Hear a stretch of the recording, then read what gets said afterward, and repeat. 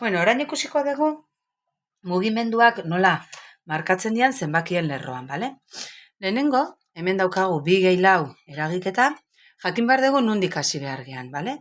2 zenbakia aurrean ikurrik ez baldin badauka ere, gu badakigu horrek esan nahi dula 2 positiboa dala, bale?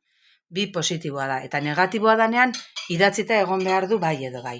Bale? Orduan, 2 zenbakian kolokatzen naiz, eta egin behar dut mugimendu bat, gehi 4 adierazten duna, zer da? Egin behar detela eskuinera edo aurrera 4 posizio, bale? Hau da 4 salto. Hau da, 2 zenbakian kolokatuko naiz, 2 positiboan, eta mugituko naiz 4 posizio, 1, 2, 3 eta 4 posizio, eskuinerantz edo aurrerantz. Ze zenbakira iritsiko naiz? Iritsiko naiz 6 zenbakira. Eta 6 zenbaki hori da positiboa, bale? Gehi 6 edo 6. Ez degulako idazten, bale? Ikur hori ez da beharrezkoa idaztea. Orain nago 2 zenbakian, berriro ere, positiboan, baina esaten dian mugimendua da, -4, hau da, ezkerrera, mugitu behar naiz 4 posizio. 1, 2, 3 eta 4. Eta nora iritsiko naiz? Iristen naiz -2 zenbakira. Eta hori da nire erantzuna, -2 zenbakia.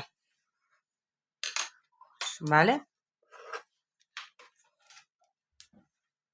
Bale, orain nago -2 zenbakian. Bale? Nire abia puntua -2 zenbakia izango da. Eta mugitu behar naiz 4 posizio, eskuinera edo aurrera.